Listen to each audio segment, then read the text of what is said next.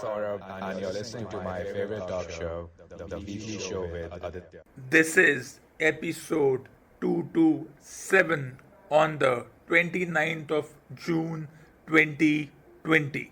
Welcome to the last episode of the first half of 2020.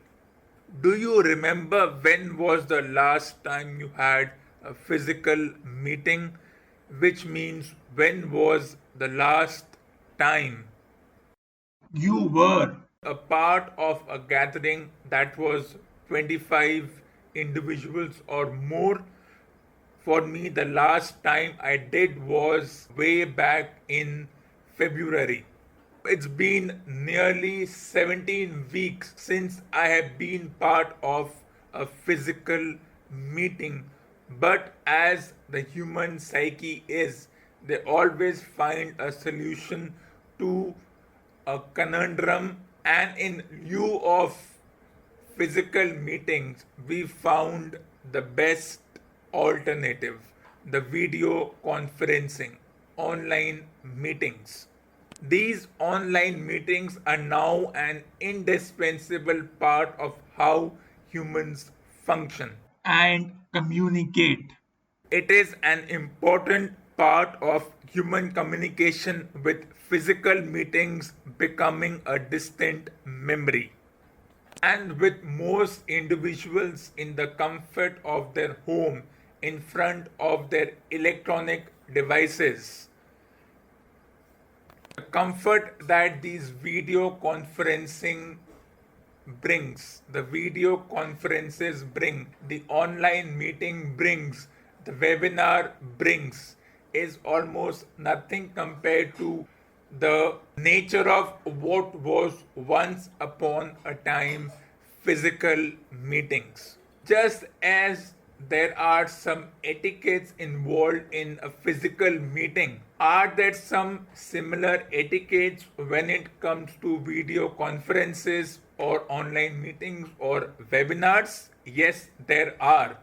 Just because you are in the comfort of your home, it doesn't mean that when it comes to such semi-formal and formal gatherings, even if it is only in a virtual setup, it doesn't mean that you have to relax. These video conferences or webinars have their pros and cons. What are the pros and cons? Let us discuss one by one.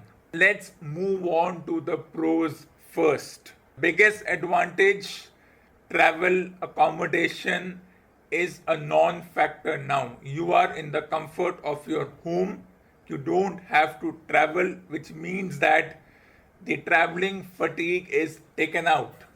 Then the expense of booking a venue, booking for beverages and snacks for a physical meeting or a webinar, that also is a factor which becomes a non-factor. These might look like minor things, but they are an important part of a physical meeting.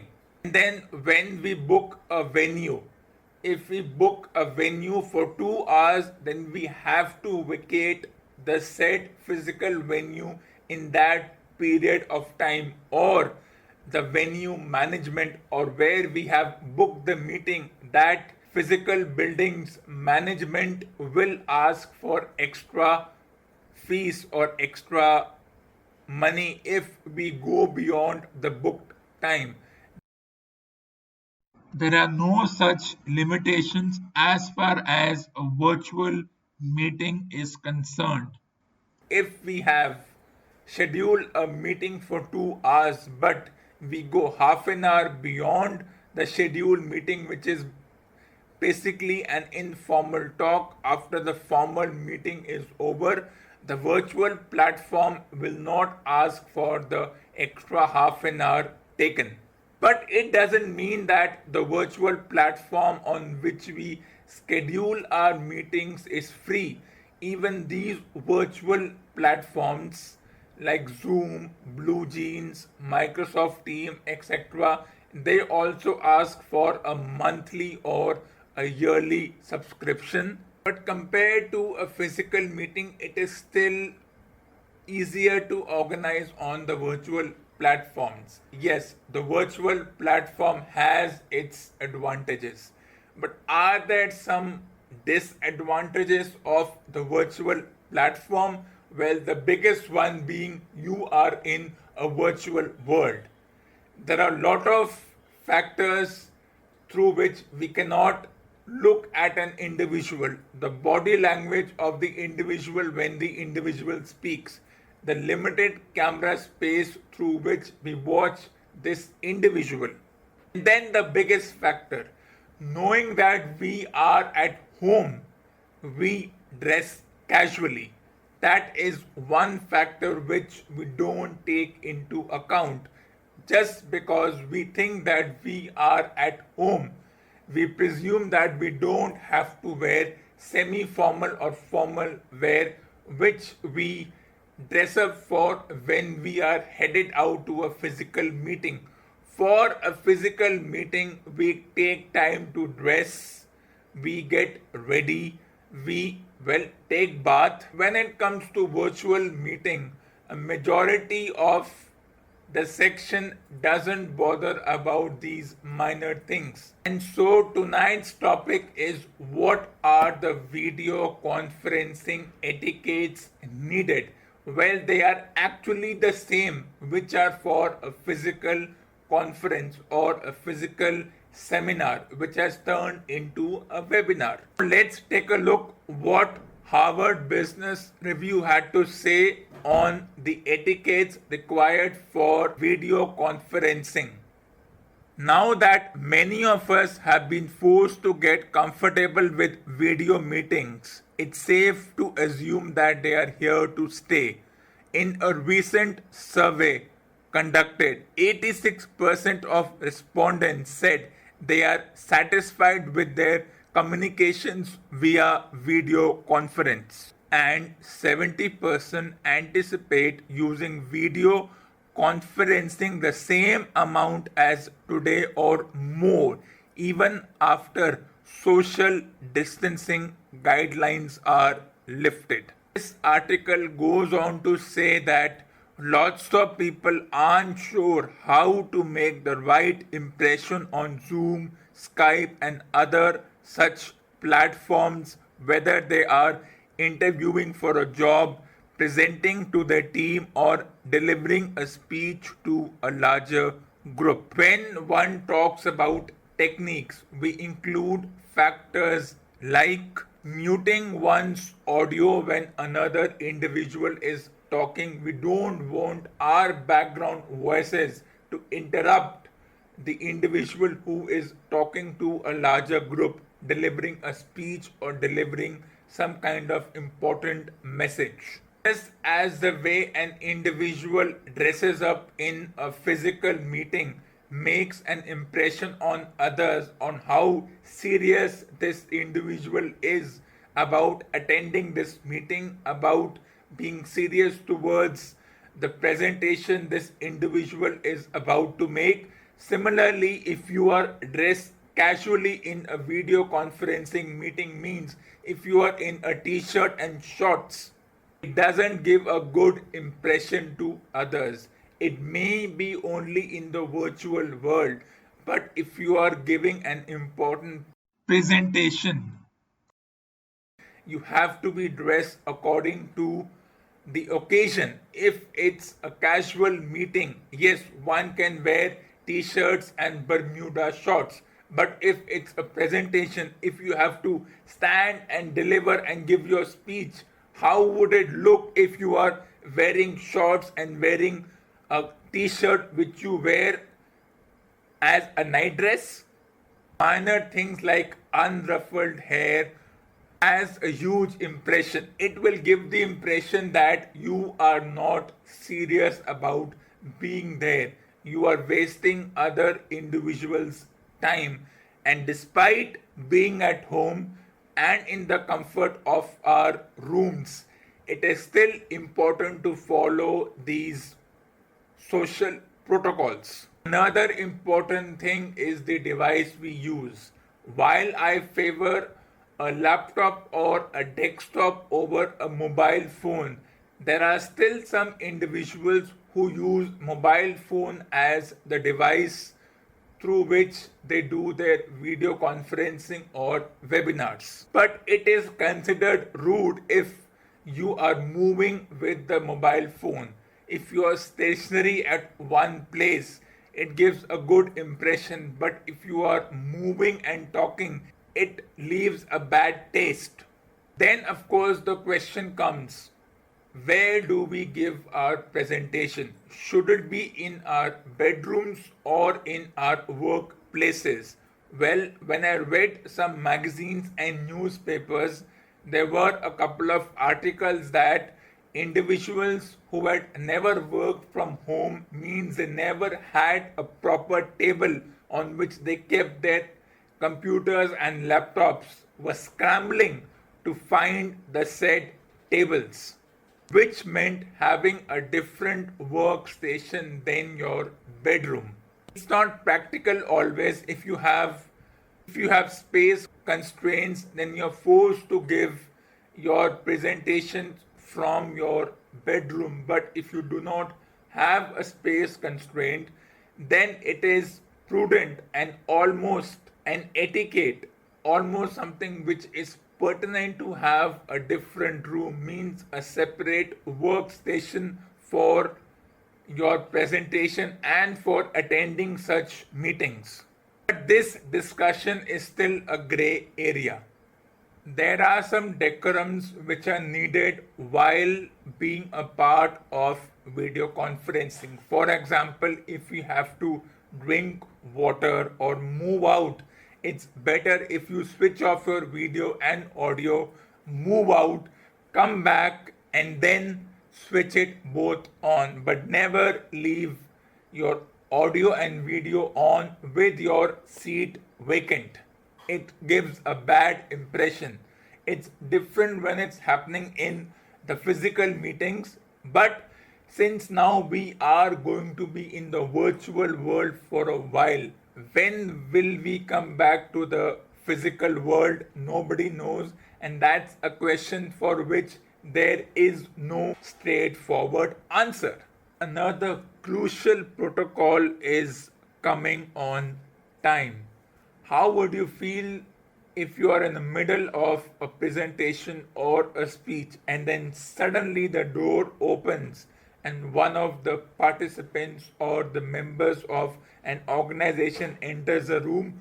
Won't it disrupt your speech or your presentation?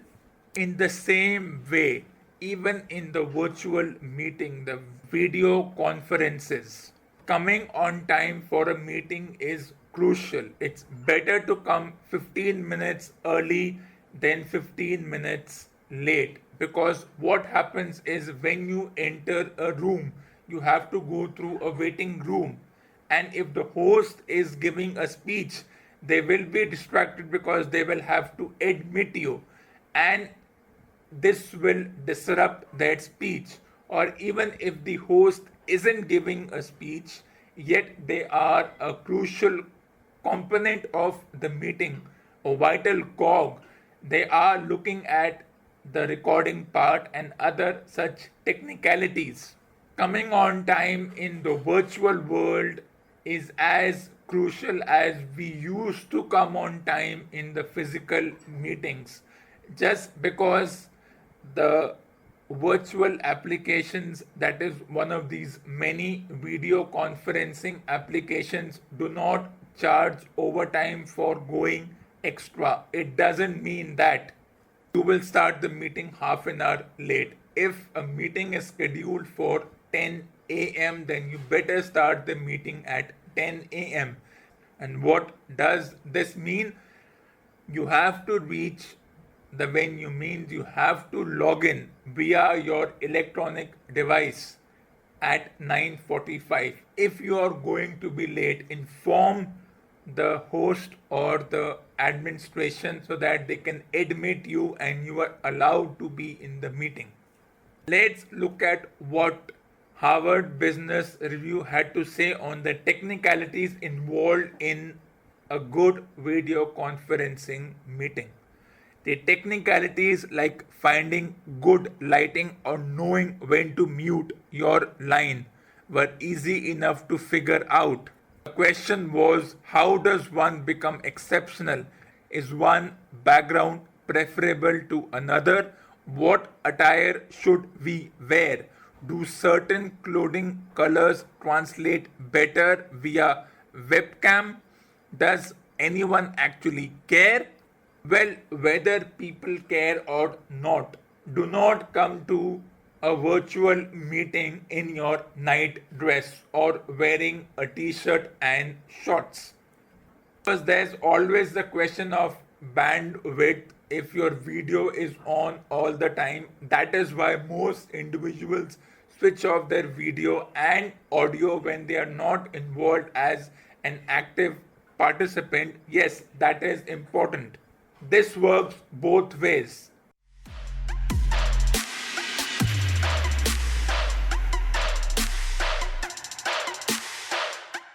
Save bandwidth, we switch off our videos because they consume a lot of bandwidth. But if we are involved in other activities, if there is a distraction, we quickly switch off our video. If we have to move out of the room, then we switch off the video. But switching off the video is not as crucial as switching off the audio. If your audio is off and your video is on and you are a participant in the meeting, means you're not speaking but you are there, it still works. But if your video is off and your audio is on and other conversations with other members in your house could be heard, whatever those conversations may be, that is considered more rude than the video being on. So the better thing is, if you are moving out of the room, switch off the audio and the video. And if you are an active participant or a semi-active participant where you have to show your face because it's crucial, because that's the protocol of the meeting, but you don't have to speak for the duration of that meeting, switch off your audio but keep your video on. Because the background you choose makes a difference. Why do most individuals use virtual backgrounds? Well, if you ask me, I use virtual background because sometimes I may not want to show what is there in the back of what the camera is seeing behind me. There is no straightforward answer to why individuals use virtual background. And the most interesting thing is the number of people who attend a virtual meeting, whether it's a conference, an online class, or anything else. Just like in the physical world, imagine if the organizers have booked an auditorium which is 200 seater and only 75 to 80 attend. That sends a poor message that the organizers worked so hard to do all the promotion and the marketing and the PR for this particular meeting at this particular venue. They paid a exorbitant amount to book the venue for a particular time and only 75 attended out of 200. Even 100 out of 200 is still not acceptable. But if 175 out of 200 attend, it's still 90%. It is the same in the virtual world. If you have sent invites for some kind of a meeting to, let's say, 200 people, it may be a virtual invite, it may be a link to register for a meeting. It may not look like a lot of effort, but it still takes a lot of effort to organize the meeting, get over 30-40 people on board to agree to come on a certain day, because right now so many conferences and meetings and webinars are taking place. It's difficult to decide which of these conferences, webinars are important. Let's say everything is important, but an individual will want to attend the one in which they are an active participant, or they are the organizer, or they have a role to play. It's the same hurt if you have sent invites to 200 people and only 40-50 attend. It feels like lot of time wasted, lot of time which was invested in organizing the meeting, in getting the panel to come and speak on a certain topic. Yes, these are just numbers, but the human psyche is influenced by numbers. Most interesting thing is that with video conferences becoming a norm, individuals are buying laptops, personal computers, chairs, and tables. I didn't have to worry about all this because I already had a separate workstation. My workstation and my bedroom are two different entities. I do not take my electronic devices into the bedroom, nor will I ever sit with my laptop on the bed and casually browse. Use it for whatever reasons. I've always believed in having a proper table and a chair for using the desktop, the laptop, or any other such work.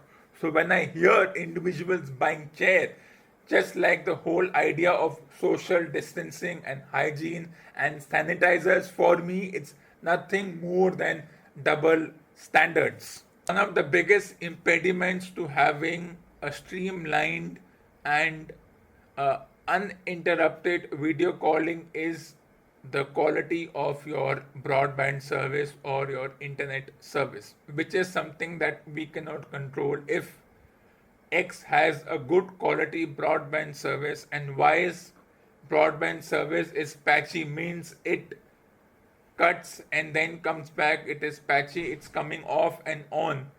There is nothing one can do about it, and it has to be acceptable. It's not exactly a part of protocols, but if you know that your bandwidth is patchy and you're working hard to contact the service provider to upgrade the said service while the time the service is being upgraded, for most individuals whose broadband is patchy is because they never paid attention to having a good quality broadband, which is a gray area because they believed in face-to-face physical meetings. Now when they are suddenly overwhelmed by this gamut of video conferencing, which is happening 3 or 4 times a week, they do get affected by the quality. That's a debate which should remain in the gray area. One cannot say that X has a good quality and Y's quality is bad. That is something that is between the individual and the service provider, and what the service provider can do in that particular region. So let's leave the quality of the internet connection to that. Those who were listening to last Monday's episode, I talked about screen time and fatigue and whether one should use a laptop or a desktop or a phone to either watch videos or be a part of video conferencing. The ideal world, one should have a laptop or a desktop because the laptop or a desktop is user friendly. Compared to the laptop or a desktop, in the phone it's difficult to switch between so many windows, means one of the windows open is the video conferencing application, the other one is the PowerPoint which we are using to show people. If we even close one of the windows by mistake, we would have to log in again, but there is no such issue in using it in a laptop. But that is again a gray area. That's the individual's decision whether they are comfortable using all this on a desktop or a laptop. According to this article, when it comes to the style of clothing, business casual was the most popular choice for 3 of the 4 perceived traits. What were the 3 categories? It was business formal, business casual, and casual. When it comes to the style of clothing, there are 3 parts to it: business formal, business casual, and casual. For me, business casual works. Business formal, I have tried a few times, though I have got the message that it looks too formal, while the other individual on the other side is too casual. So how do you balance it? if the other individual is wearing a t-shirt and you are wearing a coat and a tie, how do you balance it? Best thing is, coat could be worn, maybe not the tie, coat in June in the subcontinent. Well, you can afford to wear a coat in India at your home with the air conditioned on. If you go out, of course, you will not wear a coat, but this is a different circumstance. If you are giving a speech, if you are giving a presentation, coat works, a good quality t-shirt works, and of course, no shorts and no need to wear formal pants. Where jeans works, let me tell you, jeans is a part of the formal attire. For me, jeans has always worked. As I said, these were some of the video conferencing etiquettes required. Whether your laptop is on the table or on your lap, literally, whether you are using a phone or a desktop or a laptop, that does make a difference in terms of whether you are giving a presentation, how visible you are. Your background does make a difference. Virtual background, if it's good enough to use, go for it. If you think the virtual background works for you, though the quality of virtual background is still not at its best, but it could be used. Yes, it is a kind of a distraction, but that depends from individual to individual. There is a lot of debate about the background we use, whether we should use the virtual background, which is obviously fake, or whether we should use the natural background behind us, whether it should be a bookcase or just a normal background, the empty wall. That depends from individual to individual. There is no set protocol for this. Ideally, there should be a separate workstation when you are involved in such a meeting, even if it means having plain white wall behind you.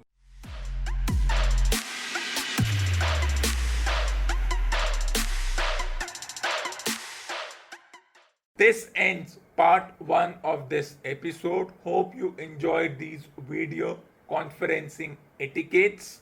What are your etiquettes? What do you follow? Do you switch off your mic and your video when not involved in the meeting? What other etiquettes do you think an individual should follow while being in a video conferencing? Is it similar to the physical meetings?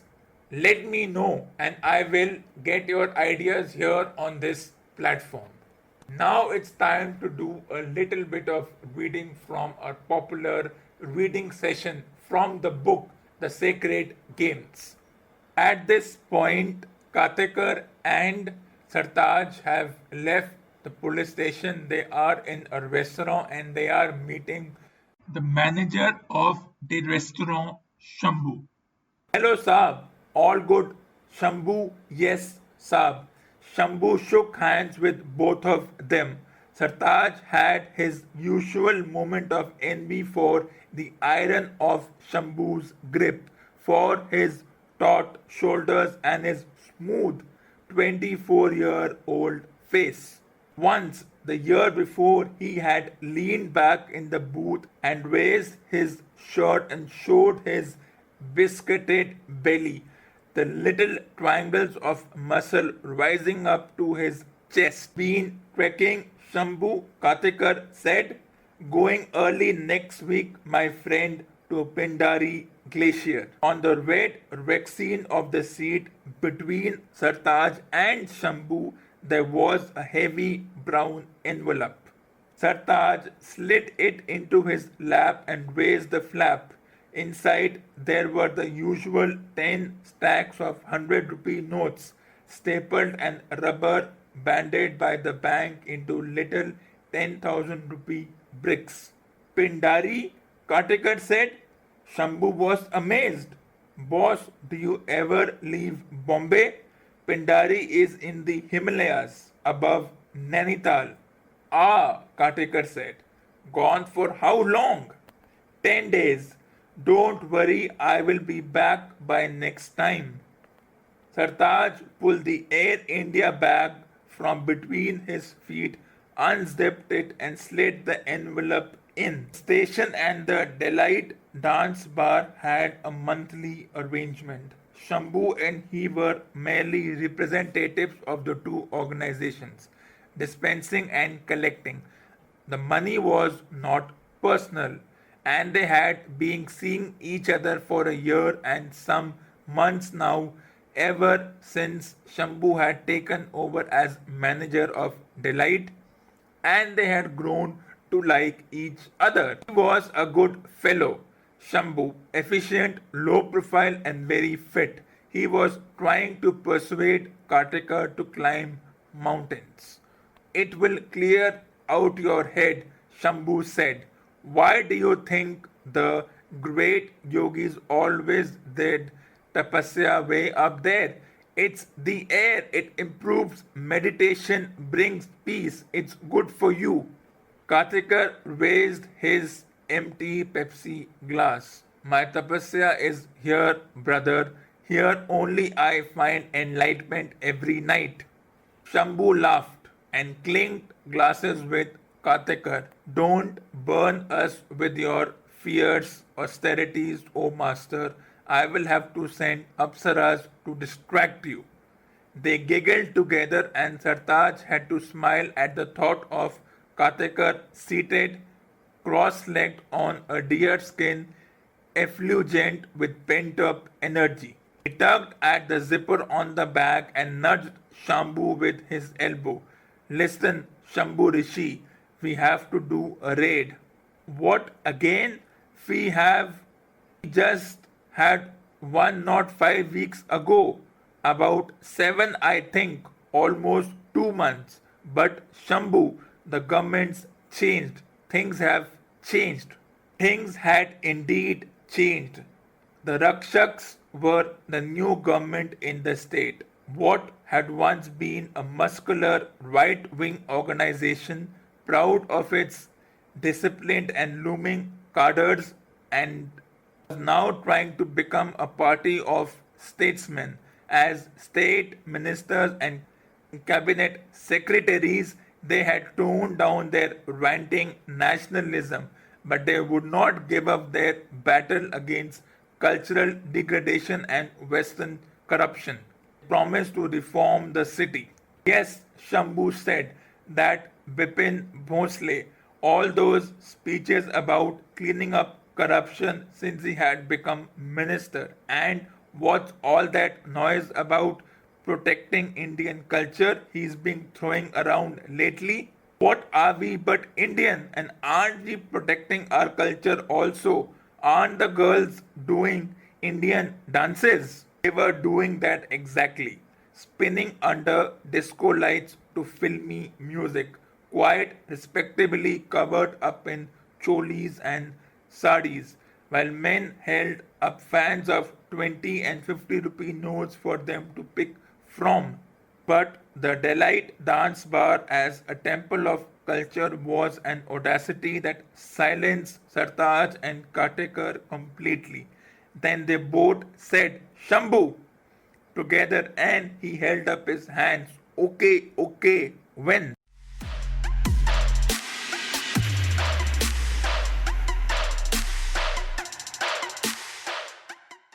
This ends the reading session of the book Sacred Games.